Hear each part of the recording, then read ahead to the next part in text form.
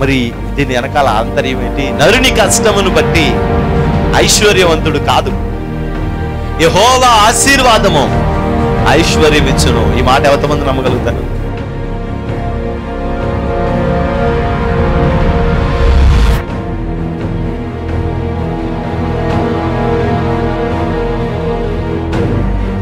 ఆ రక్షణను మనం చూడాలి, అనేక ఆత్మల రక్షణను మనం చూడాలి. దేవుని యొక్క మందిరంలో దేవుడు చేసే అద్భుత కార్యాలన్నిటినీ మన కన్నులారా మనం చూడాలి. నేడు ఈ ఇంటికి రక్షణ వచ్చింది. ఎప్పుడో మన దోషములను మనం విడిచిపెట్టుకున్నాం.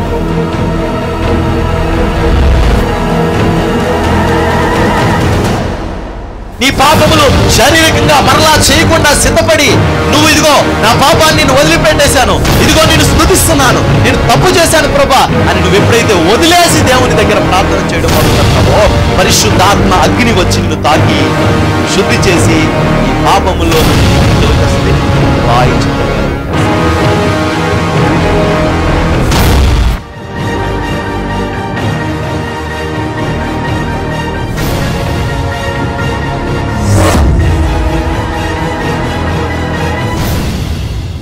అందరూ అంటున్నారు, అందరూ ఎక్కిరిస్తున్నారు, అందరూ బాధ పెడుతున్నారు యోబుని. కానీ యోబు ఏమన్నాడు తెలుసా? అయితే అన్నాడు, ఇంతమంది ఇన్ని రకాలుగా నన్ను బాధలు పెట్టినా నా విమోచకుడు సజీవుడు, మళ్ళీ నేను ఆయన్ని ఇదే కళ్ళతో చూసుకుంటాను. దేవునికి స్తోత్రం. ఇదే కళ్ళతో చూస్తాను, ఇదే కళ్ళతో నా దేవుని మహిమపరుస్తాను, ఇదే మీటింగ్లో నేను దేవుడికి సాక్ష్యం చెప్తాను. దేవునికే మహిమ కలుగును గాక, దేవునికే మహిమ కలుగును గాక, దేవునికే మహిమ కలుగును గాక. విశ్వసించిన వాడు బండ మీద నిలబడిన వాడి వలె అయిపోతాడు. విశ్వసించంతే. యోబు గారు ఇంత గొప్ప స్టేట్మెంట్ ఇస్తుంటే నువ్వు నేను భయపడ్డంలో అర్థం లేదు. ఇన్ని కష్టాలు పడినవాడు, ఇన్ని శ్రమలు పడినవాడు, ఇంత యాతన అనుభవిస్తున్నవాడు, ఇంత నిందలు పడినవాడు, ఇంత శరీరం అంతా కుళ్ళి కృషించిపోయినవాడు, తనతో ఉన్న వాళ్ళందరూ తనను విడిచిపెట్టి వెళ్ళిపోయిన ఆ పరిస్థితులప్పుడే యోబు ఇలా మాట్లాడితే నీకెంతమంది ఆత్మీయులు ఇచ్చాడు దేవుడు. నువ్వెందుకు భయపడాలి? నేనెందుకు భయపడాలి? అప్పుడు నువ్వు అనాలి, నువ్వు ఉన్నావనే ధైర్యమే నన్ను బలపరచెను, నాతో ఉంటావని ధైర్యమే నన్ను బ్రతికించెను. నువ్వు ఉన్నావని ధైర్యమే నన్ను బలపరచెను, నాతో ఉంటావని ధైర్యం.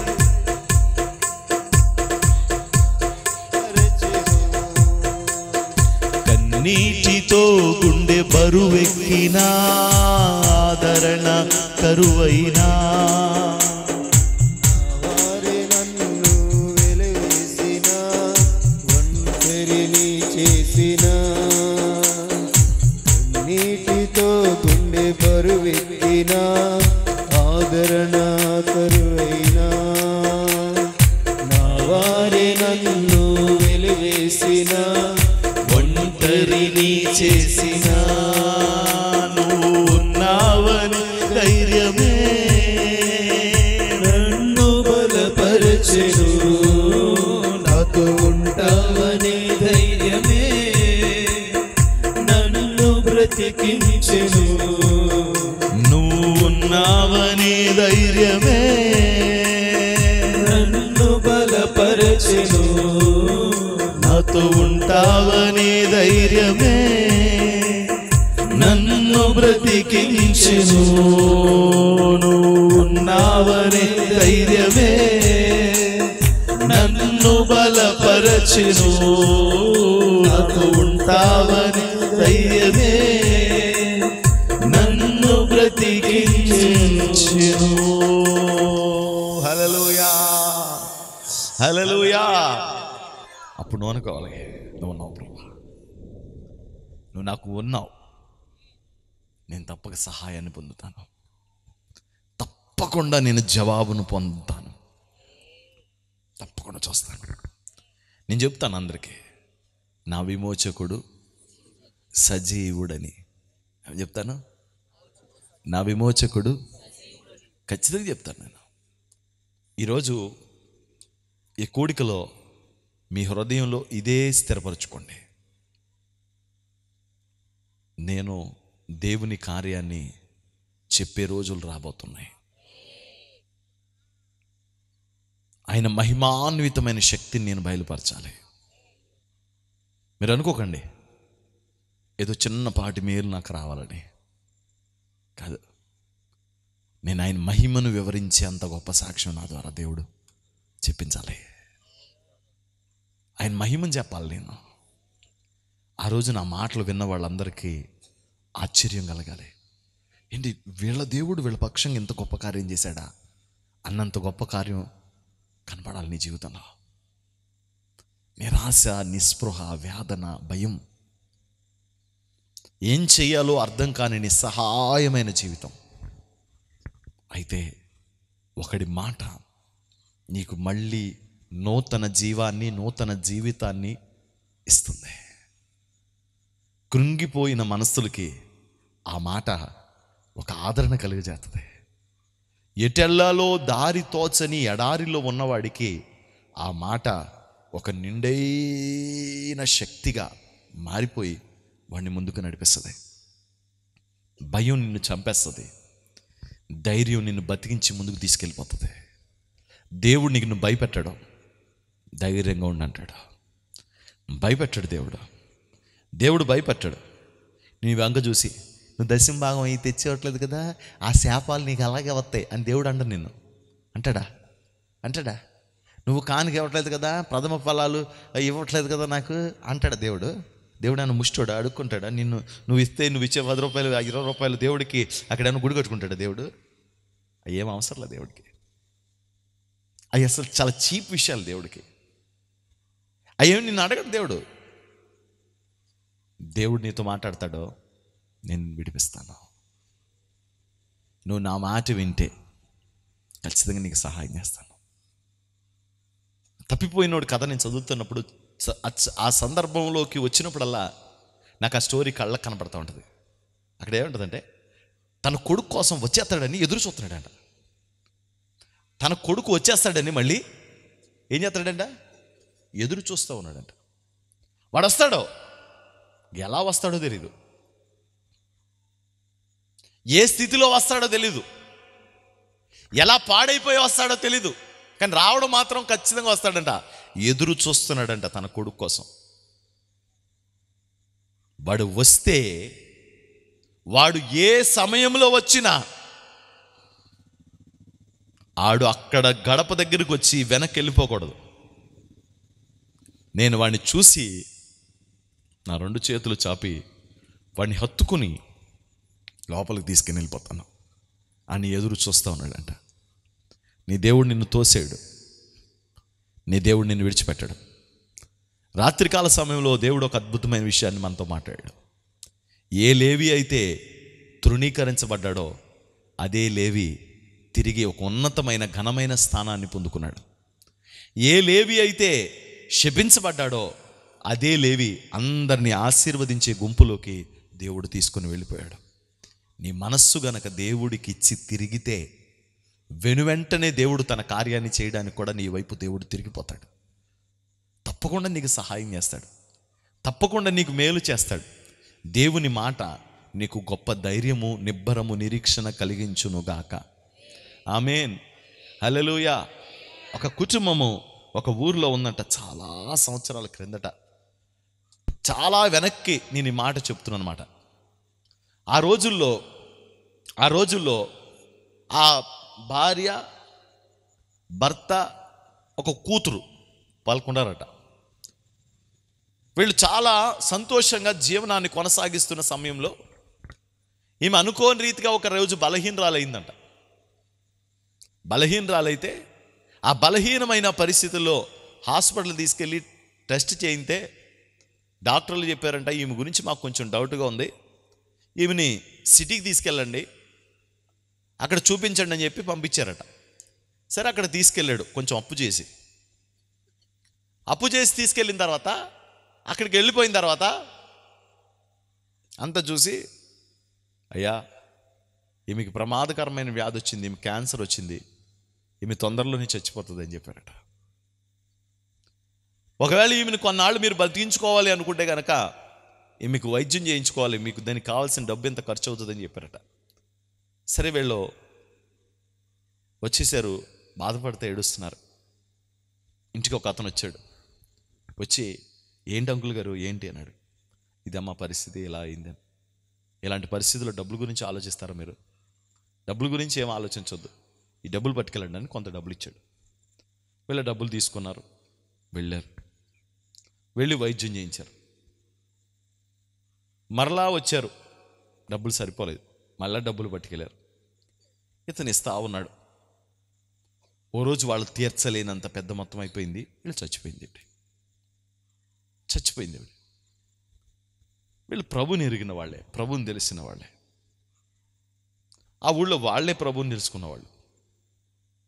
అయితే ఈమె చనిపోవడంతోనే ఈ వ్యక్తి, ఈ అప్పు ఇచ్చిన వ్యక్తి ఇంటికి వస్తా ఉన్నాడు. నాన్నలేరా అన్నాడు. నాన్న పనికి వెళ్ళారన్నా. నువ్వు నన్ను అన్నాగిన్నా అనుకో అంటున్నాడు. వస్తాడు, ఈ అమ్మాయి మీద చేయడం మొదలుపెట్టాడు, తల నొమ్మరడం మొదలుపెట్టాడు. బయట తీసుకెళ్ళా అంటాడు మొదలుపెట్టాడు. కేకులు చాక్లెట్లు తీసుకొచ్చి ఇవ్వడం మొదలుపెట్టాడు. ఈ పిల్లకి భయం మొదలైంది. సాయంత్రం నాన్న వచ్చాడు. డాడీ, అంకుల్ వస్తూ ఉంటాడు కదా ఇంటికి, వాడు వచ్చినప్పుడు ఈ బిస్కెట్లు చాక్లెట్లు కేకులు అవి తీసుకొస్తున్నాడు డాడీ అని చెప్పిందట. అమ్మ నువ్వు తీసుకోకరా తల్లి, తీసుకోకు నానా, నన్ను కూడా నీతో పనికి తీసుకెళ్ళిపోనానా. ఏమ్మా, వాడు చేతులు ఎత్తున్నాడు నాన్న మీద, ధైర్యం చేసి అలగలేడు అప్పు. ఓ రోజు అన్నాడు, ఏమయ్యా నీ అప్పు కడతాను కానీ మా ఇంటికి రాకయ్యా అన్నాడంట. మీరు అప్పు తీర్చేయండి, మీ ఇంటికి రానండి అన్నాడంట. మీరు అప్పు తీర్చేయండి, మీ ఇంటికి రాను.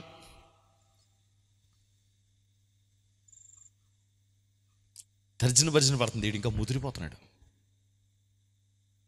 ఇంకా వెకిలి శాస్త్రాలు చేస్తున్నాడు ఈ పిల్లతో. ఈ పిల్ల ఏం చేయాలో అర్థం కాని పరిస్థితిలో వేదన పడిపోతుంది. తండ్రి కుమిలిపోయి ఏడుస్తున్నాడు. ఆ రోజు రాత్రి ప్రార్థన చేస్తుందంట, ప్రభువా మా అమ్మ చచ్చిపోకుండా నేను చచ్చిపోయి ఉంటే ఎంత బాగుండు, మా నాన్నకి ఈ దుఃఖం ఉండేది కాదు, నన్ను తీసుకెళ్ళిపో ప్రభువా అని ప్రార్థన చేసుకుంటుందంట. అలాగా రోజు గడుస్తుంది. వీళ్ళ దుఃఖం అధికమైపోతుంది. వీడొచ్చి వెకిలి ఆలోచనలు చేస్తూ ఈ అమ్మాయిని ఇబ్బంది పెడతా ఉన్నాడు. నాన్న ఏడుస్తున్నాడని చెప్పట్లేదు, కుమిలిపోతుంది. ఒకరోజు తండ్రి స్వయంగా చూశాడు. చాలా ఏడుస్తున్నాడు. ఆ కిటికీ దగ్గర నుంచి చూడడం, ఆ తలుపుల వారల నుంచి నిలబడి చూడడం, పిచ్చి కేకలు వేయడం, అల్లరిగా మాట్లాడడం, వెకిలి శాస్త్రాలు చేయడం, ఇవన్నీ చూసి కుమిలిపోతున్నాడు. ఎవరెవరికో చెప్పాడో అందరూ అంటున్నారు, అతని డబ్బు అతను కట్టేయండి, మీ ఇంటికి రాడు కదా. అలా కదండి, డబ్బులు ఇస్తే మాత్రం ఎంత దారుణమా అంటే, సరే మరి ఆ డబ్బు తీర్చకపోతే ఎవడు అడిగితే ఆడు మూర్ఖుడు, ఎవడు అడిగితే ఆడిని తీర్చమంటాడు, మేమేం చేసేది. సరే ఒకరోజు వచ్చాడు పొద్దున్నే, సార్ ఈ గొడవ అంతా వద్దు, నేను ఒక మాట చెప్తాను చేస్తారా అన్నాడు. ఏంటయ్యా అన్నాడంట. నేను మీ అమ్మాయిని పెళ్లి చేసుకోవాలనుకుంటున్నాను. వెంటనే తండ్రికి కంగారు వచ్చేసి దండం పెడుతున్నాడు. బాబు నీకు దండం పెడతానయ్యా, ఆ మాట మాత్రానికయ్యా, నీకు భార్య ఉంది, 2 పిల్లలు ఉన్నారు, ఇది చూస్తే ఇంకా 17 ఏళ్ళు నిన్న చిన్నపిల్ల, దీని మీద నీకు అనుబడింది ఏంటయ్యా, మీరు దాన్నిచ్చి ఆ పిల్లనిచ్చి పెళ్ళైనా చేయండి, లేకపోతే 10 రోజుల్లో నా అప్పు అన్నా తీర్చండి. మీరు ఏం చేస్తారో తెలీదు, అప్పు తీర్చండి. ఏమీ లేదు తన దగ్గర, ఏం చేయాలో అర్థం కావట్లేదు. అప్పుడు విషం బాటిల్ ఒకటి తీసుకుని వచ్చి తన కూతురికి చెప్తున్నాడు, అమ్మా మనం అమ్మ దగ్గరికి వెళ్ళిపోదామమ్మా, డాడీ, అవునమ్మా, ఇక్కడ మనం బ్రతుకుంటే మన బ్రతుకు అల్లరపరిస్థితి అయిపోద్ది. ఆ దుర్మార్గుడికి నిన్ను ఇచ్చి పెళ్లి చేయలేను. వాడికి పెళ్ళి అయింది, పిల్లలు ఉన్నారు, వాడు పెద్ద వయసు అడిది. చిన్న పిల్లమైన నిన్ను వాడు అలా చూస్తుంటే నా ప్రాణం హరించిపోతుంది. ఆళ్ళో వేళ్ళో వాడు ఇంటికి వస్తున్నాడు అని నన్ను వెకిలిగా మాట్లాడుతుంటే భరించలేకపోతున్నాను, వాడి అప్పు తీర్చలేకపోతున్నాను, ఇక చావడం తప్ప ఏమీ లేదు అని విషం పోసాడంట ఇద్దరికి.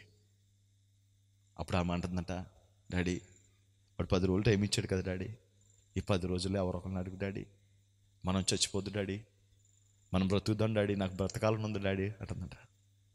చాలా బాధ అయిపోతుందంట. దగ్గర తీసుకొని, అమ్మా మనం బ్రతకడానికి ఏ వైపు నుంచి అవకాశం లేదు, మనకు అప్పు ఇచ్చేవాడు లేడు, నేను ఏదైనా అమ్మి తీర్చే పరిస్థితి కాదు, నా శరీరమై సహకరించట్లేదు. అమ్మా నాన్న మనం చచ్చిపోద్దు నాన్న, డాడీ మీరు బతకండి డాడీ, పోలీ నన్ను చంపండి డాడీ అంటుందంట. ఏం అర్థం కావట్లేదు, ఇతను ఏడుస్తున్నట్టు కూర్చొని. ఆ పిల్ల అలా మోకరించి ఏడుస్తుందంట. ఆ అమ్మాయితో ప్రభు మాట్లాడుతున్నాడంట, నిబ్బరము కలిగి ధైర్యముగా ఉండుము, నేను నీకు తోడై ఉన్నాను, నేను నీకు సహాయం చేస్తాను, నేను నిన్ను విడిపిస్తాను అని స్వరం వినపడుతుందంట. మోకాళ్ళు మించి ఆమె లెగిసి వాళ్ళ నాన్న పడుకున్న నాన్న దగ్గరికి వెళ్ళి, నానా ప్రభు మాట్లాడుతున్నాడు. అమ్మ పడుకోమ్మా, పడుకో తల్లి. లేదు నాన్న, ప్రభు మాట్లాడుతున్నాడు, మనల్ని విడిపిస్తాను అంటున్నాడు దేవుడు, మనల్ని విడిపిస్తాను అంటున్నాడు దేవుడు. ఖచ్చితంగా విడిపిస్తాడు మన దేవుడు. సరే పడుకోమ్మా, ప్రార్థన చేసుకుని పడుకో. ఆమె ప్రార్థన చేస్తుంది, ప్రభువా నన్ను విడిపించు, విడిపించు. వాగ్దానము చేసిన దేవుడు నమ్మదగినవాడు.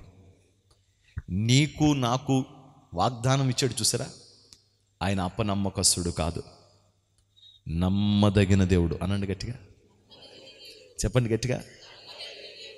మనం ఆయన్ని ఎంతైనా నమ్మొచ్చు, ఓ పరిధి కాదు, ఎంతైనా నమ్మొచ్చు. చెప్పండి గట్టిగా చెప్పండి, ఎంతైనా నమ్మొచ్చు. ఆయన నమ్మదగిన దేవుడు. అతను ఒక మాట చెప్పాడు, నేను 10 రోజులు సమయం ఇచ్చాను, ఆ 10 రోజులు మీరు వినియోగించుకోండి అని. 10 రోజులు తిరిగారు, రూపాయి పట్టలేదు. పెద్ద మనుషులను తీసుకొచ్చి మాట్లాడుతున్నాడు, ఏమయ్యా మరి ఏదోటి చెయ్యి, మరి వాడు ఇలా అడుగుతున్నాడు కదా, మరి ఏం చేద్దాం, నువ్వేదోటి చెయ్యాలి కదా, మరి పోనీ వాడు పెళ్లి చేసుకుంటున్నాడు, భార్య కూడా ఒప్పుకుంది, వాడు పిల్లలు కూడా ఒప్పుకున్నారు, పోనీలు నువ్వు ఎలాగో పెళ్లి చేయలేవు కదా ఆ పిల్లకి. ఏంటయ్యా అది, వాడు చూస్తే ముదురు, వాడు ఈ పిల్ల చిన్న పిల్ల, వాడు విగ్రహారాధికుడు, నా బిడ్డ ప్రభువుని తెలుసుకుంది కదయ్యా, క్షమించండి అయ్యా, దయచేసి విడిపించండి అయ్యా, తల చేయండి అయ్యా, తలకు కొంత డబ్బులు ఎక్కడ సత్తామయ్యా, మాకు పిల్లం పెట్టలేరా, మేము నీలాగా అప్పులైపోవాలా, కాదయ్యా మీ కాళ్ళు పట్టుకుంటానయ్యా, అందరూ కొంత కొంత సాయం చేయండి అయ్యా. అయ్యా నువ్వు అప్పు తీరుస్తావో చెప్పు, నీ పిల్లని పెళ్లి చేస్తావో చెప్పు. పిల్ల బయటకు వచ్చి, ఒక్క 3 రోజుల సమయం ఇవ్వండి, 3 రోజుల సమయం ఇవ్వండి. 3 రోజుల్లో కనుక మీ అప్పు తీర్చలేకపోతే మేము మీరు అన్నట్టే చేస్తాం. వాడంటాడంట, నాకు కుదరదు, నాకు ఇప్పుడే కావాలి, ఇప్పుడే సమాధానం కావాలి, ఇప్పుడే డబ్బులు కావాలి. సరే ఏం చేయమంటావు చెప్పు, ఇప్పుడు మా దగ్గర లేవు. అయితే చిన్న షరతు ఏంటంటే, ఇదిగో నేను డబ్బా తీసుకొచ్చాను, ఈ డబ్బాలో ఒక తెల్ల రాయి, ఒక నల్ల రాయి ఉంది.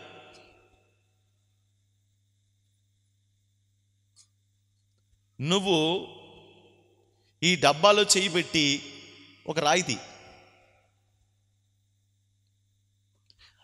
ఆ రాయి తెల్ల రాయి వచ్చిందనుకో, తెల్ల రాయి వచ్చిందనుకో, నీ అప్పుని నేను మళ్ళీ అడగను, నిన్ను విడిచిపెట్టి వెళ్ళిపోతాను. ఒకవేళ నల్లరాయే గనక వచ్చిందనుకో, నిన్ను ఇప్పుడే పెళ్లి చేసుకుని తీసుకెళ్ళిపోతాను. లోపలికి వెళ్ళి ఏడుచి ప్రార్థన చేసుకుంటూ, నన్ను విడిపిస్తానన్నావు కదా, నాకున్న సమయం ఇది ఒకటే, నాకు ఉన్న సమయం ఇది ఒకటే, నువ్వు కనికరించు ప్రభు అని ప్రార్థన చేసుకుంటుంది. కానీ ఇందులో ఒక విచిత్రమైన విషయం జరిగింది. ఏంటి తెలుసా అండి? మీరేమనుకుంటారంటే ఖచ్చితంగా ఏ రాయి వస్తుంది? తెల్ల రాయి వస్తుంది అనుకుంటున్నారు కదా. కానీ ఆ డబ్బాలో 2 నల్లరాళ్ళే ఉన్నాయి. ఆ డబ్బాలో 2 నల్లరాళ్ళు వేసాడు ఆ దుర్మార్గుడు. ఎవరు దీన్ని పసికట్ల. ఆ 2 నల్లరాళ్ళే ఉన్నాయి. అంటే ఆ అమ్మాయి ఏ రాయి తీసినా ఏమవుద్ది? నల్ల రాయే వస్తుంది. దడదడలాడిపోతుంది. వాడికి మాత్రం కాన్ఫిడెన్స్ ఉంది. ఏంటి? నల్లరాయి వస్తుంది, ఈ పిల్లని నేను పెళ్లి చేసుకుంటాను. వెళ్ళింది, వణికిపోతా డబ్బాలో చేయబెట్టింది, ఒక రాయి తీసింది, థాప్ సౌండ్. ఆ కొబ్బరి చెట్టు ఆకు ఊడి ధమాల్మని రేకుమే పడేసరికి ఈ పిల్ల హా అని గవుక్కు నిసిరేసింది రాయ. ఏది రాయిది రాయిది రాయిది అంటాడు. రాయి ఎగిరిపోయింది. పెద్దలందరూ అంటున్నారు, అందులో నల్లరాయి ఉందనుకో, ఆ పిల్ల చేతిలో తెల్లరాయి ఉన్నట్టు. డబ్బాలో తెల్లరాయి ఉందనుకో, అమ్మాయి పిల్లల చేతిలో నల్లరాయి ఉన్నట్టు. ఇక వేరే ఏముంది డిసైడ్? డబ్బాలో చూడడానికి తెలిసిపోద్ది. ఇందులో పెద్ద విషయం ఏందో, దాంట్లో ఒకటి నల్లరాయి ఉంది. కాదు మళ్ళీ చేద్దాం. నో ఫైనల్ అన్నో ఫైనల్లే, డబ్బాలోనో తీయండి అన్నారంట. ఏ రాయి వచ్చింటుందంటారా? ఏ రాయి వచ్చిందంటారా? నాకు కథ చదువుతుంటే, శూన్యము సృష్టాయే నీ మాటకు, చీకటి వెలుగాయే నీ ప్రజలకు. శూన్యము సృష్టాయే నీ మాటకు, చీకటి వెలుగాయే నీ ప్రజలకు. నా క్షేమము కోరే నీ మాటలే నిరీక్షణ నాలో కలిగించెను. నా క్షేమము కోరే నీ మాటలే నిరీక్షణ నాలో కలిగించెను. నిరంతరము స్తుతించబడుచున్న నా యేసయ్యా. నిత్యము నిరంతరము స్తుతించబడుచున్న నా యేసయ్యా. మరువలేను నీ కృపను, మమతను చూపిన నీ ప్రేమను. మరువలేను నీ కృపను, మమతను చూపిన నీ ప్రేమను. నిరంతరము స్తుతించబడుచున్న నా యేసయ్యా. నిత్యము నిరంతరము స్తుతించబడుచున్న నా యేసయ్యా. హల్లెలూయా. ఈ పాటలో మొదటి చరణం శూన్యం సృష్టాయే నీ మాటకు, చీకటి వెలుగాయే నీ ప్రజలకు అని ఉంటుంది. రెండో చరణంలో ఏముంటుందంటే, సముద్రము చీలెను నీ మాటకు, మార్గము ఏర్పడిను నీ ప్రజలకు అని ఉంటుంది. మూడో చరణంలో మారెను నీ మాటకు అని ఉంటుంది, మధురములాయను నీ ప్రజలకు అని ఉంటుంది. మూడిట్లో ఆ మాట అని ఉంటుంది. తర్వాత మొదటి చరణంలో రెండో పేర ఏముంటుందంటే, మూడోది నా క్షేమము కోరే నీ మాటలే నిరీక్షణ నాలో కలిగించాను. హృదయపూర్వకంగా అడుగు దేవుడిని, హృదయపూర్వకంగా అడుగు దేవుడిని, హృదయాంతరంగాలను తెరిచి అడుగు దేవుడిని. ఎస్ ప్రభా, నీకు అసాధ్యమైనది లేదు కదా. ఓ తండ్రి, నా జీవితాన్ని ఒక నిరీక్షణతో నింపమని, యోబు అడిగినట్టు, యోబు చెప్పినట్టు నేను చెప్పాలి. మళ్ళీ మంచి రోజులు నా కళ్ళు చూడబోతున్నాయని నువ్వు చెప్పాలి. అలాంటి శుభప్రదమైన నిరీక్షణ, విశ్వాసం ఉంచాలి. ఈ రాత్రి నమ్ము, నీ జీవితంలో ప్రభు ఆ కార్యం చేయబోతున్నాడని నమ్ము. ప్రార్థనలో ఏకీభవించి, ఓ తండ్రి దేవా, ప్రార్థనలో ఏకీభవించండి. మీరందరూ ప్రార్థనలో ఏకీభవించండి. యేసు రక్తమే జయం, ప్రవేశు రక్తమే జయం, ప్రవేశు రక్తం సంపూర్ణ విజయం. అపవాది క్రియలకనంత నాశనం కలుగుగాక. ఆమేన్. హల్లెలూయా, హల్లెలూయా, హల్లెలూయా. స్తోత్రం, స్తోత్రం, స్తోత్రం. ఆమేన్, ఆమేన్, ఆమేన్. నా ప్రాణమా యెహోవాను సంతించు, నా అంతరంగమున సమస్తమైన పరిశుద్ధ నామమును సంతించు. నా ప్రాణమా యెహోవాను సంతించు, ఆయన చేసిన ఉపకారములలో దేనిని మరొకం. నా ప్రాణమా యెహోవాను సంతించు. ఆమేన్. మన తండ్రి అయిన దేవుని నుండి, ప్రభువైన యేసుక్రీస్తు నుండి, ఆదరణకర్త అయిన పరిశుద్ధాత్మ దేవుని సన్నిధి సదా మీకు తోడుగొండి నడిపించును గాక.